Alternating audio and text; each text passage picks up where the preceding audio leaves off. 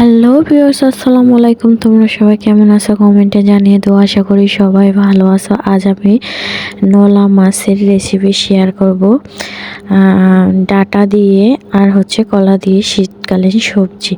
তো তার জন্য প্রথমে আমি কড়াইতে তেল দিয়ে পেঁয়াজ কুচি কাঁচামরিচ কুচি দিয়ে দিছি, আর এদিকে মাছ আর তারপরে কলা আর ডাটা সব কিছু ধুয়ে ফ্রেশ করে নিয়েছি, আর কলাটা আমি সিদ্ধ করে নিয়েছি। সেটা তোমাদের দেখানো হয়নি, সময়ের কারণে দ্রুত করেছি। তো এদিকে আমি পেঁয়াজটাকে লাল লাল করে ভেজে নিচ্ছি। প্রায় আমি বাদামি কালার করে নেব, বাদামি কালার করে নিয়েছি। এখন আমি পানি দিয়ে দিলাম, আর পানিটা দিয়ে আমি এখানে যে আদা বাটা, রসুন বাটা, জিরা বাটা সব সাথে একসাথে পেস্ট ছিল সেটা আমি দিয়ে দিলাম। আর এদিকে হলুদের গুঁড়ো, মরিচের গুঁড়ো, পরিমাণ স্বাদ মতো লবণ দিয়ে দিলাম পরিমাণ মতো করে। তো এদিকে আমি মশলাটাকে এখন ভালো করে কষিয়ে নেব। তার জন্য মশলাটাকে আমি ফুটিয়ে নিচ্ছি।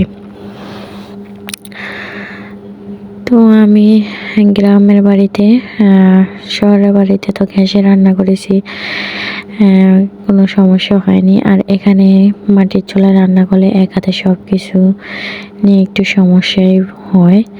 তো মশলাটাকে একটু কষিয়ে তারপর মাছটাকে দিয়ে দিলাম। মাছটা যাতে ভালো করে সিদ্ধ হয় এই জন্য আমি মাছটাকে ভালো করে কষে একটু মশলাটাকে এইভাবেই রেখেছি, অল্প কষিয়েছি যাতে এই মাছের সাথে মশলাটাকে ভালো করে কষানো যায়। তো আমি একটু ঢাকনা দিয়েও ঢেকে দিয়েছিলাম যাতে মাছটা ভালো করে সিদ্ধ হয়ে যায়। তো দেখতেই পাচ্ছ মাছে মানে কষানোর টাইমে কালারটাও সুন্দর হয়েছে, আর কি সুন্দর হয়েছে। হ্যাঁ, এখনই মনে হচ্ছে যে খেয়ে ফেলে, আর এত পরিমাণে ঘ্রাণ বের হচ্ছিল। তো মাছগুলো আমি এখন সব এক এক করে উঠিয়ে নিচ্ছি। সব মাছগুলো আমার উঠানো শেষ। আমি একটা বলে নিয়েছি। এখন এই যে আমি যে ছোট ছোট ডাটা ছিল সেই ডাটাগুলো আমি দিয়ে দিলাম। ডাটাটাকে আমি ভালো করে মশলার সাথে মিশিয়ে নিলাম, এরপর একটু ঢাকনা দিয়ে ঢেকে দিলাম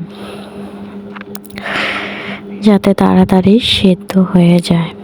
এই জন্য ঢাকনাটাকে দিয়ে ঢেকে দিলাম। তো এভাবে আমি আজ কলা দিয়ে আর ছোট ডাটা দিয়ে রান্না করতেছি। তো খুবই মজা হয় এভাবে রান্না করলে, তোমরা চাইলে ট্রাই করতে পারো। তো আমি এবার বছরের প্রথম এইভাবে রান্না করলাম। তো তোমরা চাইলেও এভাবে রান্না করতেও অবশ্যই খেতে ভালো হবে। তো ভিউয়ার্স, ভিডিওটা ভালো লাগলে তোমাদের অবশ্যই আমার চ্যানেলটিকে সাবস্ক্রাইব করে দিও এবং পাশে থেকো, লাইক কমেন্ট করে শেয়ার করে দিও।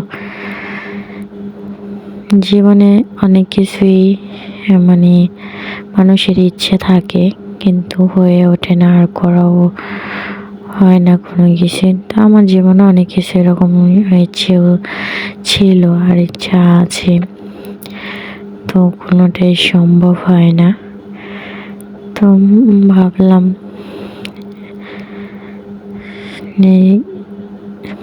তো যাই হোক ভিউয়ার্স,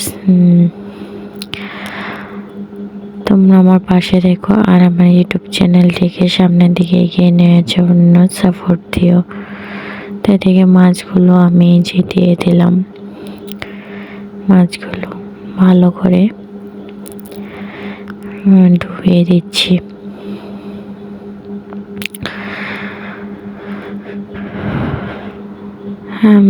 মাছগুলো ডুবিয়ে দিলাম। এখন মাছটাকে আমি ভালো করে ফুটিয়ে নেব ঝোলের সাথে। ভিডিওটা আগের মতো তেমন ভালো করে করতে পারি না, কারণ নিজের ইচ্ছে মতো তো সব জায়গায় সব কিছু হয় না। এজন্য ভালো করে ভিডিওটাও করতে পারি না। তো ভিউয়ার্স, নিজে একা একা সব কিছু সামলে সংসারের সব কাজকর্ম সেরে তারপরে ভিডিও করা, তারপরে মানে এই যে একটা চ্যানেল কে সামনের দিকে এগিয়ে নেওয়ার জন্য যে কত কষ্ট করতে হয় সেটা হয়তো এটা না করলে বুঝতে পারতাম না। তো এখন বুঝতে পারি যে সব কিছুতেই মানে কষ্ট আছে, কষ্ট না করলে কিন্তু মিষ্ট মেলো না, এটা কিন্তু সত্যি কথা। ভিউয়ার্স দেখো তরকারি, এই তো তরকারির ফাইনাল লুক। ভালো লাগলে অবশ্যই চ্যানেলটিকে সাবস্ক্রাইব করে দিও।